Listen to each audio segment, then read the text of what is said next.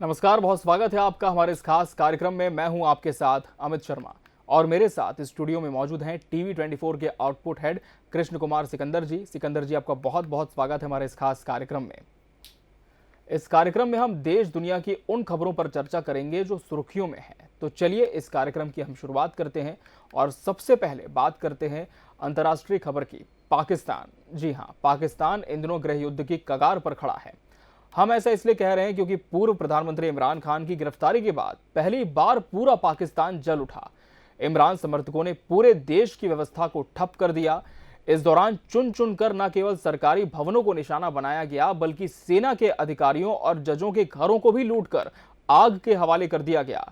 इस हिंसा के दौरान पाकिस्तान सरकार की खामोशी बताती है कि कितनी लाचारी होगी। अगर पाकिस्तान की सुप्रीम कोर्ट ने सख्त रुख अपनाकर इमरान खान को 1 घंटे में पोस्ट पेश करने का आदेश न दिया होता और सुरक्षा बल द्वारा खान को कोर्ट पेश करने के बाद जमानत ना मिली होती, तो आज भी पाकिस्तान जल रहा होता। इसके बावजूद पाकिस्तान की सरकार और पुलिस हालात की नाजुकता को समझने के बजाय इमरान को गिरफ्तार करने पर आमादा है।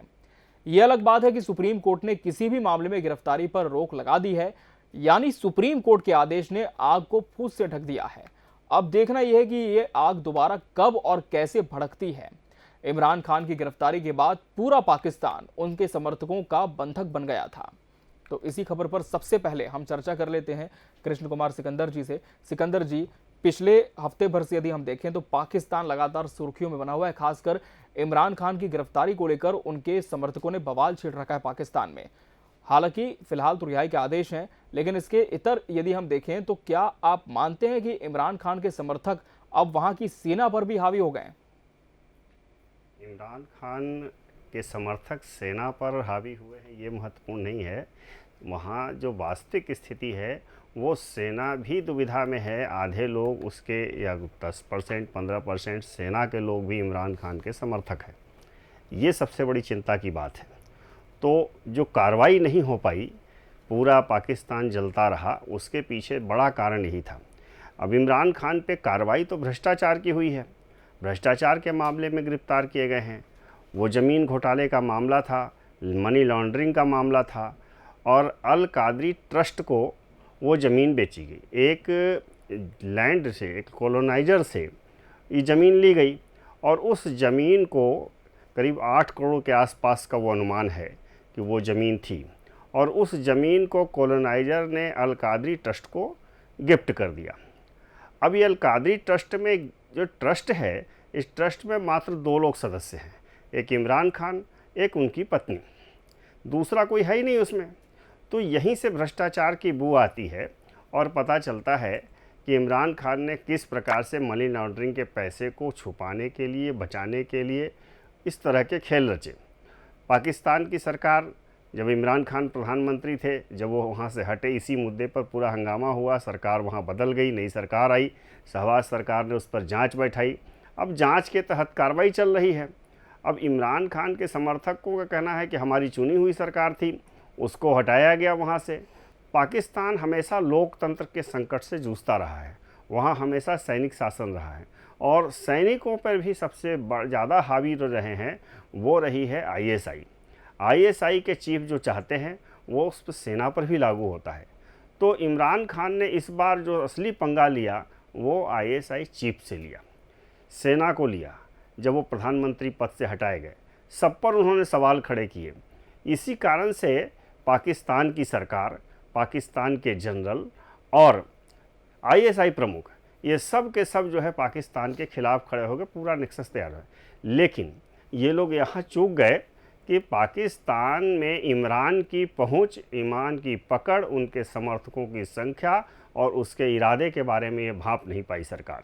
नतीजा ये हुआ कि इमरान खान को कोर्ट के परिसर से, हाई कोर्ट के परिसर से वहाँ से गिरफ्तार किया गया और गिरफ्तार कर कर अचानक ले गए।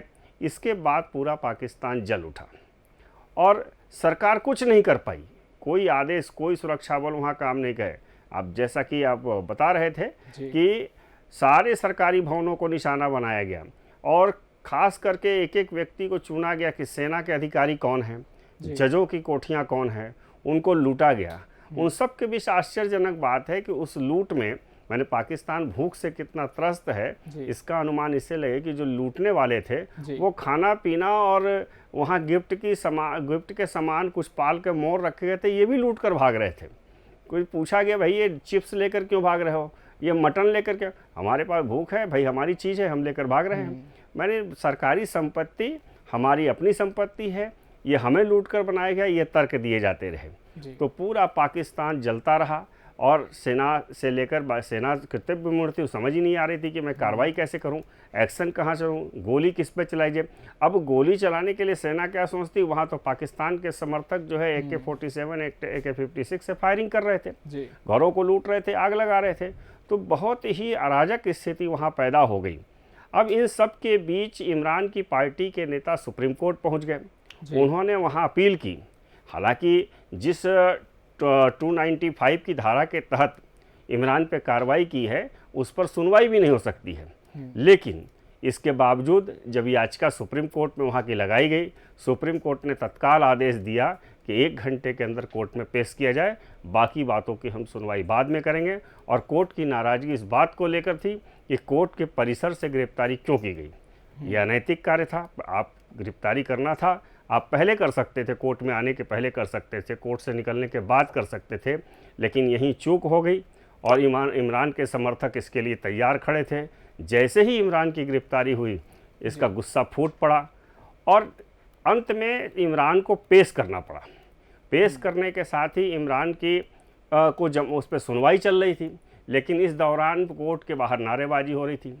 जज महोदय, दिन के करीब 1 बजे के आसपास की घटना है जहाँ तक मुझे याद है कि जज साहब उठकर चले गए नारेबाजी से नाराज़ होकर कि ये इस तरह की स्थिति हमें बर्दाश्त नहीं है। 1 घंटे के बाद फिर जब सुनवाई शुरू हुई तो इमरान खान को जमानत दे दी गई, लेकिन इमरान खान ने नई बात रखी कि मैं बाहर निकलूँगा, जिस मामले में आपने मुझे जमानत दिया है वो तो ठीक है, लेकिन अन्य मामलों के बहाने मुझे गिरफ्तार किया जा सकता है।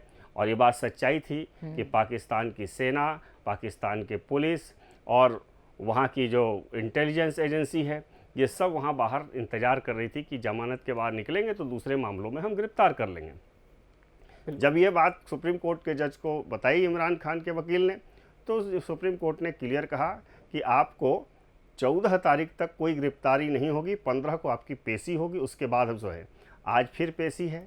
आज इमरान खान कोर्ट में है, हाई कोर्ट के लाहौर कोर्ट पहुँचे हैं इसके लिए सुनवाई के लिए। और बाहर जहाँ तक मेरी जानकारी है अभी पाकिस्तान में फिर हंगामा चल रहा है, उनके समर्थक चारों तरफ बवाल मचा रहे हैं कि ये ऐसा ना हो कि यहाँ इनको गिरफ्तार कर लिया जाए।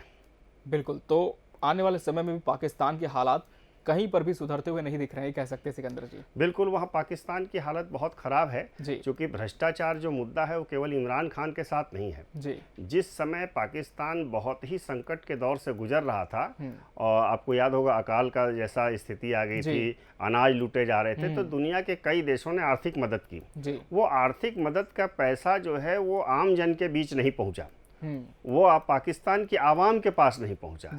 नतीजा ये है कि आक्रोश है। अब वो हम कह सकते हैं कि इमरान के समर्थक उसी बहाने उनको आवाम को मौका मिल गया कि हम देश की सरकार के खिलाफ हम अपना प्रदर्शन कर सकते हैं, विरोध जता सकते हैं। बिल्कुल। तो वास्तव में पाकिस्तान आज जल रहा है और वो अपनी करनी से जल रहा है, अपने कारणों से जल रहा है। जब आपके देश भुखमरी के शिकार हैं, आपके यहाँ अनाज के दाने दाने नहीं है और दुनिया आपको सहायता कर रही है कि आप बाढ़ के बाद जिस तरह की स्थिति से आप गुजरे हैं, आप अपने आवाम को, अपनी जनता को आप भोजन पानी उपलब्ध करा सके, तो उस समय वो पैसों का बंदरवाट हो जाता है। तो ये केवल इमरान की बात नहीं है, पूरे पाकिस्तान के हुक्मरान की बात है, उसके सारे मंत्री उसमें शामिल हैं। सरकार किसी भी हो पाकिस्तान के प्रति ईमानदार नहीं रहे और जब देखिए वो धर्म का सहारा, इस्लाम का सहारा लेते रहे, उनके पास कुछ मुद्दा नहीं बचता है तो कश्मीर का सहारा लेते हैं। तो इस तरह से पाकिस्तान ने तो खुद अपनी कब्र खोद रखी है। बिल्कुल। चलिए, तो ये तो थी हमारी आज की पहली खबर और अब बढ़ते हैं आज की दूसरी खबर की ओर। ये खबर भारतीय राजनीति से जुड़ी हुई है। राष्ट्रीय दल कर्नाटक को भारतीय राजनीति के दक्षिण का द्वार मानते हैं, इसलिए राष्ट्रीय राजनीति इसका खासा महत्व रखती है। विधानसभा चुनाव में इस बार कर्नाटक की जनता ने कांग्रेस को पूर्ण बहुमत दिया है। बावजूद इसके कांग्रेस को मुख्यमंत्री का चयन करने में पसीने छूट रहे हैं। यहाँ 2 प्रमुख दावेदार हैं, लिहाजा कांग्रेस हाईकमान माथापच्ची में जुटी है। इसे लेकर राज्य में भी गहमागहमी का दौर शुरू हो चुका है। इसके लिए हाईकमान ने सुशील कुमार शिंदे, दीपक बावरिया और भावर जितेंद्र सिंह को कर्नाटक में ऑल इंडिया कांग्रेस कमेटी का पर्यवेक्षक बनाया है। तीनों नेताओं ने विधायक दल की बैठक ली। बैठक में पूर्व मुख्यमंत्री और वरिष्ठ नेता सिद्धरमैया और प्रदेश कांग्रेस अध्यक्ष डीके शिवकुमार प्रमुख दावेदार के रूप में सामने आए। ऐसे में दोनों में से किसी एक को चुनना कांग्रेस के लिए टेढ़ी खीर साबित हो सकती है। बैठक में सिद्धरमैया को मुख्यमंत्री और डीके शिवकुमार को उप मुख्यमंत्री के अलावा कई अहम पद देने का आश्वासन मिला है। हालांकि दोनों में अभी भी विवाद जारी है। इसके लिए पार्टी अध्यक्ष मल्लिकार्जुन खड़गे को अधिकृत किया गया है। इस पर हम चर्चा करेंगे कृष्ण कुमार सिकंदर जी से। सिकंदर जी, कर्नाटक में कांग्रेस जिस तरह से पूर्ण बहुमत के साथ आई है सत्ता में, माना यह जा रहा था कि इस चुनाव को निकालना कांग्रेस के लिए चुनौती है, लेकिन ये चुनौती तो पार हो गई। अब बड़ी चुनौती एक और कांग्रेस के सामने है कि अपने ही नेताओं के बीच किस तरह से तालमेल स्थापित किया जाए। सिद्धरमैया की अगर हम बात करें, डीके शिवकुमार की बात करें, दोनों के बीच में एक टशन देखने को मिल रहा है। हालांकि एक को मुख्यमंत्री और दूसरे को उप मुख्यमंत्री का पद मिलेगा, ऐसी खबरें आ रही हैं। लेकिन किस तरह से सामंजस्य बैठाना आसान हो पाएगा कांग्रेस के लिए, या फिर लगता है कि अभी और भी मुश्किल डगर है? कांग्रेस का जहाँ तक सवाल है जी, तो ये तो सबसे अच्छी बात है कि उन्होंने पूर्ण बहुमत की सरकार बनाई है, पूर्ण बहुमत उनको मिला है जी, ये उनके लिए प्लस है जी, लेकिन इस सुअवसर को कैसा भुना पाए ये महत्वपूर्ण है। कर्नाटक राजनीति के नाटक का बड़ा केंद्र रहा है, पहले भी ऐसा होता रहा है। अब इसके पहले सरकार जेडीएस और कांग्रेस की थी, लेकिन बीजेपी ने सेंध लगा दी, या यूं कहिए कि अपनी ही पार्टी से नाराज लोगों ने अपना इस्तीफा दे दिया। उन्होंने पार्टी से इस्तीफा नहीं दिया बल्कि विधायकी से इस्तीफा दे दिया, और विधायकी से इस्तीफा देने के बाद वो सब के सब जो है अल्पमत में पूरी सरकार आ गई और बीजेपी ने वहाँ सरकार बना ली। अब जो लोग इस्तीफा देकर गए थे वो सब के सब जो है वो बीजेपी के टिकट से चुनाव लड़े और जीत गए। बीजेपी ने 5 साल सरकार चला ली। इस सब के परिस्थितियों को देखते हुए कर्नाटक में जो अब नाटक चल रहा है वो महत्वपूर्ण है। सबसे महत्वपूर्ण बात यह है कि कांग्रेस हमेशा नेता आधारित पार्टी रही है जी। अब नेता आधारित पार्टी होने के कारण कांग्रेस के साथ समस्या ये है कि उनके समर्थक चाहते हैं कि हमारे नेता को शीर्ष स्थान मिले। अब यही स्थिति सिद्धरमैया के साथ है और डीके शिवकुमार के साथ है। आश्चर्य होगा आपको कि जिस समय चुनाव का रिजल्ट आ गया और 140 के आसपास सीट मुझे जहाँ तक याद है कि है, तो वो सीटें जो है उनमें से जो समर्थक सिद्धरमैया के हैं वो सिद्धरमैया के आसपास बड़े बड़े होर्डिंग लगा दिए हैं भावी मुख्यमंत्री के रूप में जी। उनको बधाई दे रहे हैं। माने मुख्यमंत्री अभी चयन नहीं हुआ है, अभी शपथ नहीं लिया है सिद्धरमैया ने, लेकिन मुख्यमंत्री होने का जिसको कहा जाए बधाई के साथ कि भावी मुख्यमंत्री या हमारे मुख्यमंत्री के रूप में पोस्टर लगा दिया जी। यही हालात डीके शिवकुमार के आवास के बाहर की है। उनके समर्थक जो है उन्होंने भी यही किया है कि उन्होंने डीके शिवकुमार को ही मुख्यमंत्री बना दिया है। तो ये ज़मीनी स्तर पे जो है कार्यकर्ता भी अपने नेता को ही चाह रहे हैं कि वो मुख्यमंत्री बने। अब सबसे बड़ा सवाल है कि सिद्धरमैया और डीके शिवकुमार के बीच का जो अंतर है, सिद्धरमैया घुटे हुए राजनीतिक हैं, कांग्रेस में उनका ऊपर तक उनकी पकड़ है, उनकी पहुंच है, मुख्यमंत्री रह चुके हैं, उनको शासन चलाने का तजुर्बा है। लेकिन डीके शिवकुमार के साथ ऐसी स्थिति नहीं है। वो उनका संगठन में बहुत अच्छा पकड़ है और संगठन की इस पकड़ के कारण ही वो कांग्रेस उनकी रणनीति ही कहेंगे, उनकी सफलता कहेंगे कि उन्होंने सरकार को सत्ता के द्वार तक ले आए। तो डीके शिवकुमार का दावा इसलिए बनता है कि वो प्रदेश अध्यक्ष हैं। अब कर्नाटक के अंदर जो स्थिति पैदा हुई है उसको देखकर मुझे राजस्थान की याद आती है जी। आज भी कांग्रेस राजस्थान में नेतृत्व के संकट को लेकर लड़ रही है, क्योंकि वहाँ गहलोत और बनाम सचिन पायलट जी। इनके बीच का टकराव चल रहा है, वो आज भी जारी है। अब अनुभव के आधार पर, वरिष्ठता के आधार पर गहलोत जी बना दिए गए मुख्यमंत्री, सचिन पायलट को यही फार्मूले के साथ उप मुख्यमंत्री बनाया गया। लेकिन क्या हुआ, ये दो लड़ते रहे, सरकार में साथ रहते हुए लड़ते रहे, एक दूसरे को नुकसान पहुंचाने की कोशिश करते रहे, और जैसे कहते हैं बड़ी मछली छोटी मछली को खा जाना चाहती है, वही स्थिति राजनीति में होता है। जो बड़े नेता हैं वो चाहते नहीं कि दूसरे उभर कर सामने आए।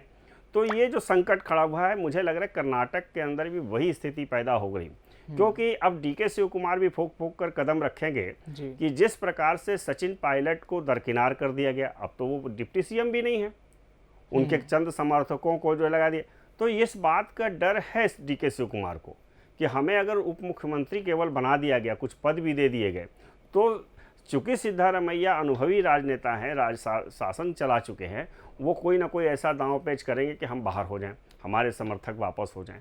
तो ये खतरे की घंटी है।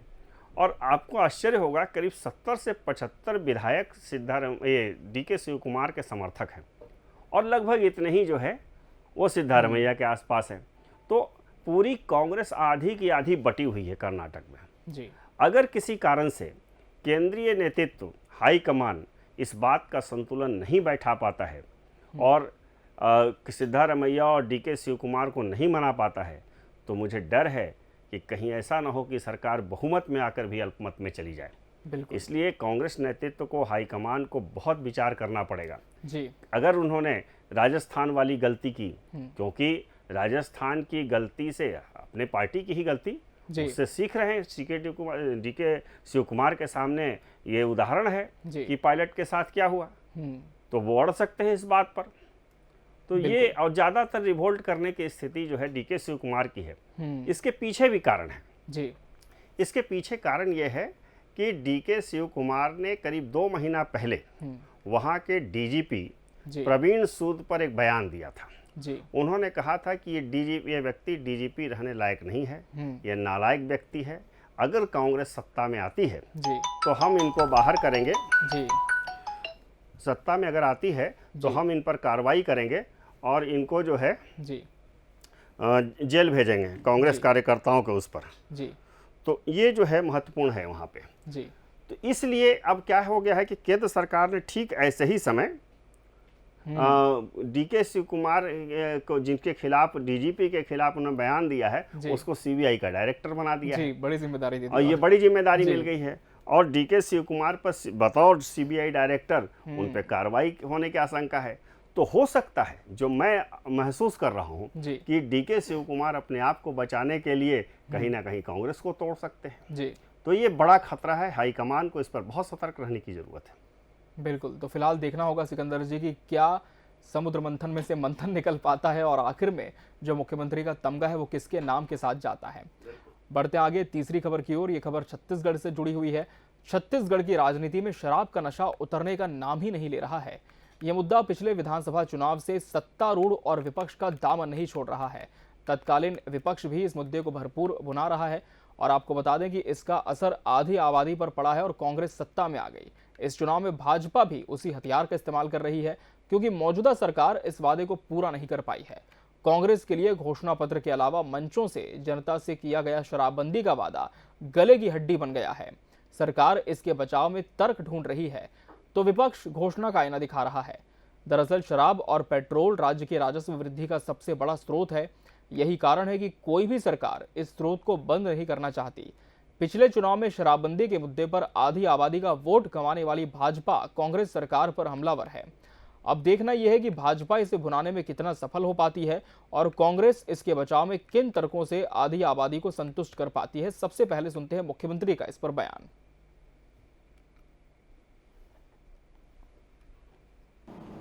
पूरा देश बंद था, लेकिन फिर भी नशा करने वाले नशा किए और नशा जो जहरीली शराब है और दूसरे प्रकार के पदार्थों के सेवन करने के कारण से कितने लोगों की जानें चली गई। तो मेरी फिर हिम्मत नहीं हुई कि मैं शराब बंदी दुकान तुरंत सरकार की ओर से आदेश कर दूं और बंद हो जाए। मैं ऐसी कोई योजना नहीं लागू करना चाहता जिससे लोगों की जान चली जाए। यदि शराबी है, गजेड़ी है, भंगेड़ी है, यदि ऐसी संस्थाएं यदि सामने आए, प्रकार बैठे हैं अभी, और उसके सानिध्य में आने के बाद वो नशा छोड़ देता है, तो जो नशेड़ी है उसका जीवन तो बच जाएगा ना।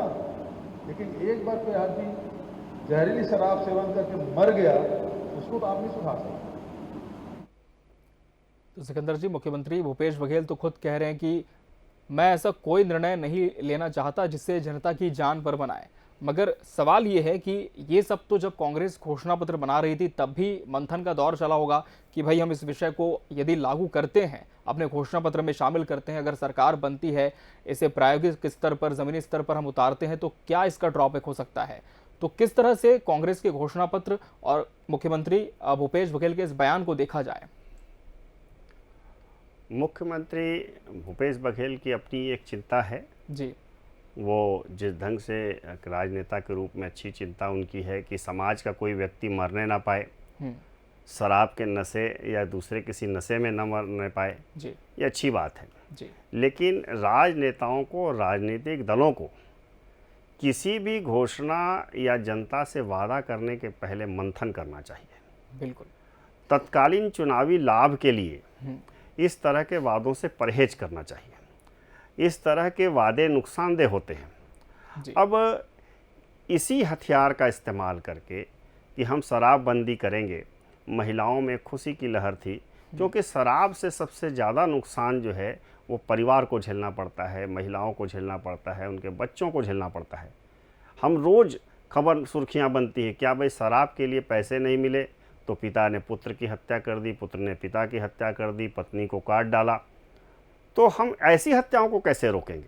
मान लीजिए ठीक है, शराब पीने के कारण कोई मर जाएगा, ये चिंता तो है, लेकिन शराब पीने के बाद जो घर मर जाता है, जो आत्माएं मर जाती हैं, परिवार बिखर जाता है, बच्चे बिखर जाते हैं, उनका क्या होगा, इस पर भी हमें चिंता करनी चाहिए। तो ये सवाल जो निश्चित रूप से है, तो इन्हीं बातों को ध्यान में रख के मुझे लगता है कि पिछले चुनाव के अंदर घोषणा पत्र में भी बात को लाया गया था, तब शायद कांग्रेस पार्टी के नेताओं ने इस पर विचार नहीं किया कि अगर ऐसा होता है तो हमें समस्या खड़ी होगी। यह हुआ, इसका कारण ये हुआ कि जो महिलाएं थी, जो पीड़ित थी, जो शादी, क्योंकि छत्तीसगढ़ की परंपरा में शराब है और मुझे लगता है कि शायद ही कोई घर हो छत्तीसगढ़ का जो मूल निवासी है या बाकी लोग भी हैं, क्योंकि शराब की बिक्री यहाँ बड़े पैमाने पर होती है। शराब की बिक्री में हमारा रिकॉर्ड है, इसीलिए मैं कहता हूँ कि शराब के बिक्री में जब रिकॉर्ड है तो जाहिर सी बात है, जब बिना पिए तो शराब बिकेगी नहीं। और बीच में तो बाहर की शराब भी आती रही है, अक्सर शराब क्या हुआ, अवैध शराब पकड़ी जाती है, वैध अवैध दोनों ही प्रकार की शराब है। तो इससे परिवार जब बिखरता है तो उसके बिखराव पर हमें ध्यान रखना चाहिए।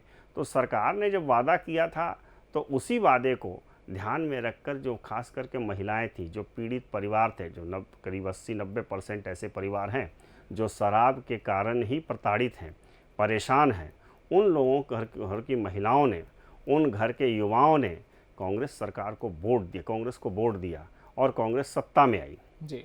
एक बहुत बड़ा फैक्टर है चुनाव में जीतने का। अब वो आबादी जिसने अपने परिवार की बर्बादी को रोकने के लिए सरकार को वोट दिया था, कांग्रेस को वोट दिया था, वो सवाल खड़े कर रही है। बीजेपी के पास अब आज के तारीख में ये मुद्दा बन गया है। बीजेपी सवाल खड़े कर रही है कि जब आप शराबबंदी के लिए वादा करके आए थे तो फिर आपने क्यों नहीं किया। अब सरकार है, चुनाव जब आ गया है तो चुनाव के समय में सरकार अपने वादों को पूरा करने का दावा करेगी, तो बीजेपी उन वादों को याद दिलाएगी जो पूरा नहीं हो सका। तो शराबबंदी इसमें एक बहुत बड़ा इशू है। और इस बात पर मैं तो कहता हूँ, चाहे बीजेपी ही हो, चाहे वो कांग्रेस हो, चाहे किसी को भी अगर चुनाव लड़ना हो, तो इस तरह के वादों से परहेज करना चाहिए जो कि वो पूरा न कर सके, या वादा करने के पहले इस पर मंथन करना चाहिए कि उसके परिणाम और दुष्परिणाम क्या होंगे। अब हमारे पास सबसे बड़ा सवाल आज के तारीख में है कि हम शराबी को बचाना चाहते हैं या शराबी के परिवार को बचाना चाहते हैं। एक बड़ा विषय है, इस विषय पर भी सरकार को मंथन करना चाहिए। सामाजिक कार्यकर्ताओं, मुख्यमंत्री जी का कहना ठीक है कि सामाजिक रूप से बदलाव आए, तो कितने नशा केंद्र यहाँ पर हैं, इस तरह के नशा मुक्ति केंद्र, वो क्या हो रहा है, वहाँ पर कितने लोग नशा छुड़ाए, सरकार ने इसके लिए क्या पहल की कि शराब से मुक्ति हो जाए उन लोगों की। तो ये भी बड़ा सवाल है। सामाजिक तौर पर इस चीज़ को समझने की ज़रूरत है। इसमें समाज सेवियों को भी आगे आना पड़ेगा, नशा मुक्ति केंद्रों को बढ़ावा देना पड़ेगा, वहाँ सारी सुख सुविधाओं की व्यवस्था करनी पड़ेगी। शराब कैसे छूटे, इस कई प्रकार के विज्ञापन हम देखते हैं और दवाएं उपलब्ध हैं, कैसे उन तक पहुँचेगी, परिवार अपने आप को कैसे बचाएगा, इन सारी चीज़ों की चिंता सरकार को करनी चाहिए। और विपक्ष को भी चाहिए कि वो राजनीति करने की बजाय इस पर क्या ठोस पहल कर सकती है क्योंकि बीजेपी को अगर राजनीति करनी है शराबबंदी का तो उनको ठोस पैमाना रखना पड़ेगा कि वो शराब अगर सरकार उनकी बनती है तो वो शराबबंदी कैसे करेंगे, वो कैसे लागू करेंगे। ये चूंकि ये चुनौती तो उनके सामने भी रहेगी, सरकार जो बनाएगा उसके सामने चुनौती रहेगी। तो वादे करने के पहले राजनीतिक दलों को इस पर पूरी तरह से विचार करना चाहिए। बिल्कुल। और आपकी बात से एक बात मुझे और याद आती है सिकंदर जी, कहा गया था कि मैखाने में बैठकर कौन कितनी पी गया ये तो मैखाना ही जाने, मगर मैखाना कितने घरों को पी गया ये तो खुद मैखाना भी ना जाने। तो फिलहाल देखना होगा कि सरकार इस पर क्या विचार करती है। और ये वो खबरें थी जो सुर्खियों में रही और इन पर लगातार चर्चा हो रही है और इनका विश्लेषण करने का जो एक माध्यम है वो आज बने थे सिकंदर जी। सिकंदर जी, आपका बहुत बहुत धन्यवाद हमसे इस खास कार्यक्रम में जुड़ने के लिए। इसी के साथ हमारे इस खास पेशकश में आज के लिए फिलहाल इतना ही। अगली बार हम फिर हाजिर होंगे कुछ और चुनिंदा अहम खबरों को लेकर। तब तक के लिए मुझे दीजिए इजाज़त। नमस्कार।